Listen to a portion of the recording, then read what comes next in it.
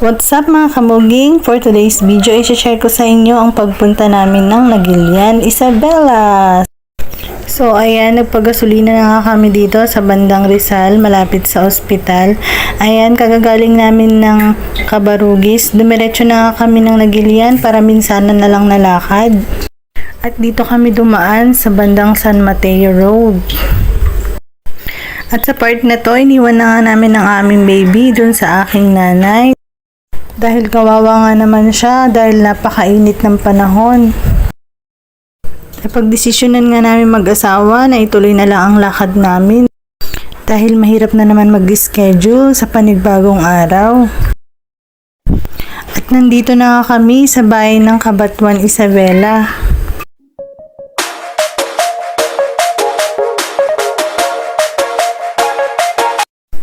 At dahil mabilis po ang patakbo ng aming motor, nakarating na nga po pala kami dito sa bayan ng Aurora, Isabela. Ayan, napakaganda po ng tulay na ito, napakahaba niyan. Dito po kami namamasyal kapag gusto namin maligo sa ilog dahil bukod sa mababaw ay napakaluwang po nito.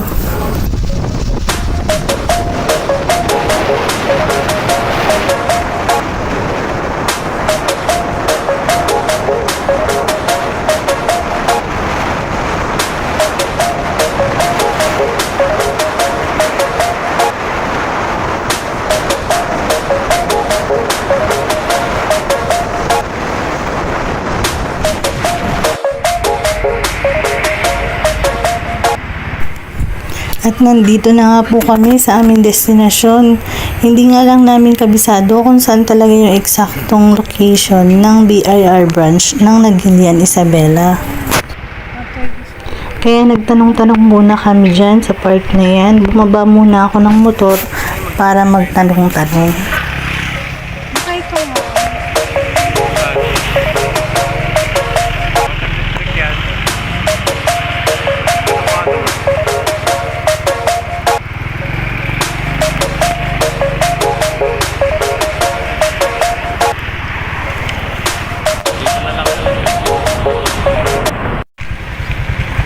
At ayan na nga mga kamuging, nandito na kami sa eksaktong location ng BIR of Nagilian, Isabela.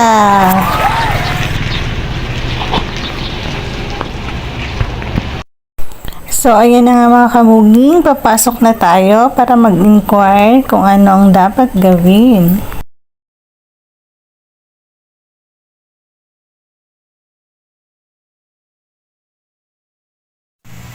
At ayan na nga mga kamuging, binigyan na nga po pala kami ng form at amin naman na itong pipilapan.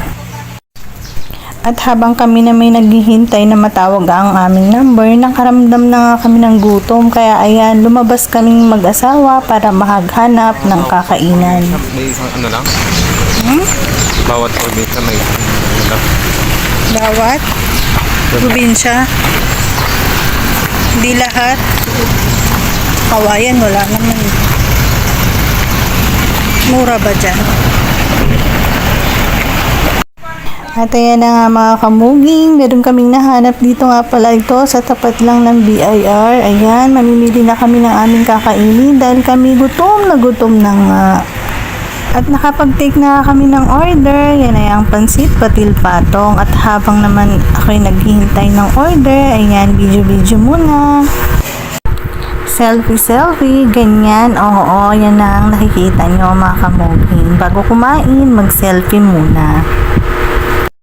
At ayan pa nga, feeling ko kasi hindi ako mabubusog sa aking in-order. Kaya naglakad-lakad muna ako at naghanap ako ng karagdagang pagkain. At ito na nga, meron ako nakita dito sa bandang kaliwa.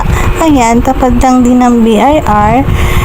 Meron silang tindang mga turo-turo. Ayan, yan naman pa naman ang mga paborito kong pagkain. Ayan, ang mga pinirito, Shanghai, lumpia, kwek-kwek, at kung ano-ano pa.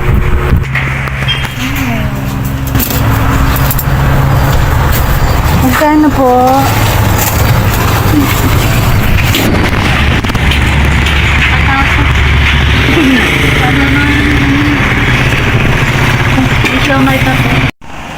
At Yan ang ako'y pabalik na. Nahuli ko ang aking asawa na ayan, kumakain na nga siya mag-isa. Hindi na niya ako hinintay. Ayan, kain po tayo mga kamuging. Ayan. Bali na-enjoy lamang po namin ang pagkain. Hindi po kami nag-aapura dahil Diyos ko, napakadaming tao at napakahaba ng pila sa loob. At ayan mga kamuging, sa mga gusto pong mag-secure ng TIN ID, punta lamang po kayo dito sa Nagilian Isabela Branch. Ayan.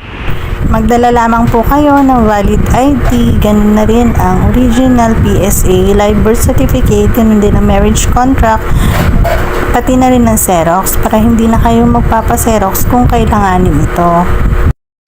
Sinabihan nga pala ako sa loob na bawal daw mag-secure ng online application ng pagkuha ng TIN ID dahil yun po ay scam daw. Kaya wag po natin tatangkilikin ang mga yon. At ayan, tapos na nga kami sa part na yan. Sinabihan na lang kami na bumalik after 1 month para makuha namin ang aming TIN ID. Take note mga kamuging, wala nga po pala kaming binayaran yan. Yan po ay free. At ayan mga kamuging, kami pa uwi na at napadaan po kami dito sa SM City of Kawayan. Gusto namin sumaglit para magpahangin kaso magdidilim na. Gabi na kasi kaya ayan. Next time na lang daw sabi ng aking asawa. At ayan, thank you mga kamuging sa inyong panonood. Hanggang dito na lang ang aking kwento. Thank you for watching mga kamuging. Goodbye and God bless!